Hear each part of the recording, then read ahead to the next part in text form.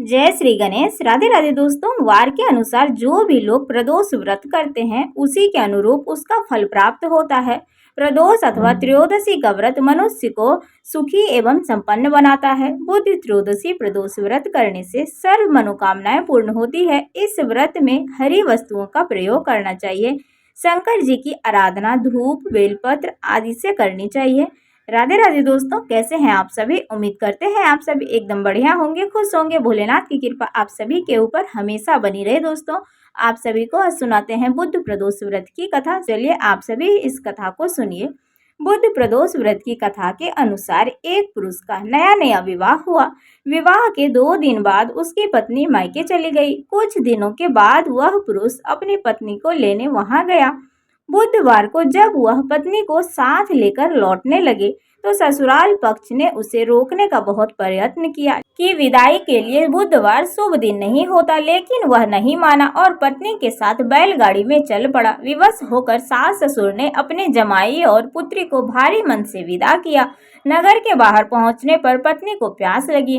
पुरुष लोटा लेकर पानी की तलाश में चल पड़ा। पत्नी एक पेड़ के नीचे बैठ गई। थोड़ी देर बाद जब पुरुष पानी लेकर वापस लौटा तब उसने देखा कि उसकी पत्नी किसी के साथ हंस हंस कर बातें कर रही है और उसके लोटे से पानी पी रही है। उसे क्रोध आ गया। वह जब निकट पहुंचा तो उसके आश्चर्य का कोई ठिकाना न रहा, क्योंकि उस आदमी की सूरत बिल्कुल उसी की भांति थी।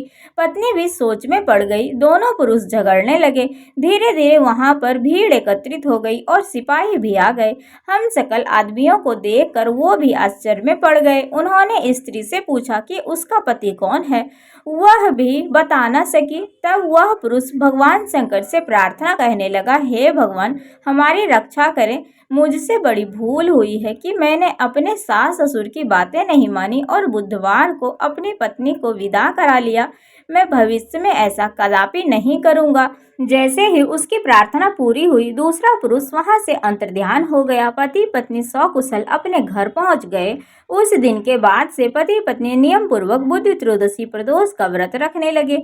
जो भी मनुष्य बुध त्रयोदशी व्रत को करता है भोलेनाथ उनकी सभी मनोकामनाओं को पूर्ण करते हैं। एक पौराणिक कथा के अनुसार प्राचीन समय की बात है। एक बहुत गरीब ब्राह्मण था जिसकी पत्नी को धार्मिक कार्यों से कोई लगाव नहीं था।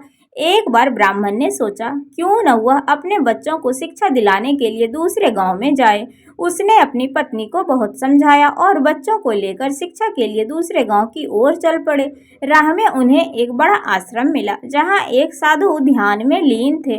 ब्राह्मण ने सोचा कि क्यों न साधु महाराज से कुछ आशीर्वाद ले लिया जाए।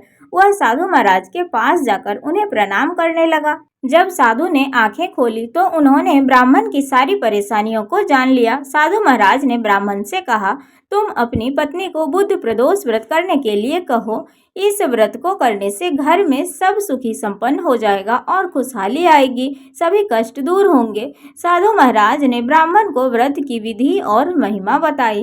ब्राह्मण ने साधु की बात पर विश्वास किया और वापस अपने घर लौट आया।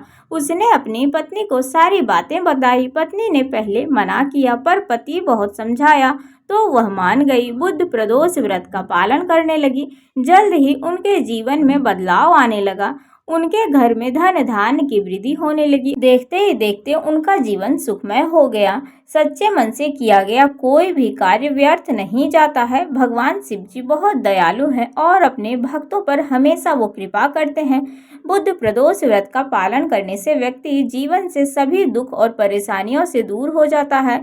यह व्रत विशेष रूप से संतान प्राप्ति और सुख समृद्धि के लिए लाभकारी है। जीवन में खुशहाली और कष्टों से मुक्ति पाने के लिए बुध प्रदोष व्रत के दिन कथा को पाठ करना और कथा सुनना बहुत ही पुण्यदायी फल माना जाता है। तो दोस्तों, आप सभी को बुध प्रदोष व्रत की कथा कैसी लगी। अगर कथा पसंद आई हो दोस्तों तो जरूर वीडियो को लाइक कर दीजिएगा और चैनल पर जो भी नए आते हैं तो सब्सक्राइब कमेंट शेयर भी करिएगा दोस्तों।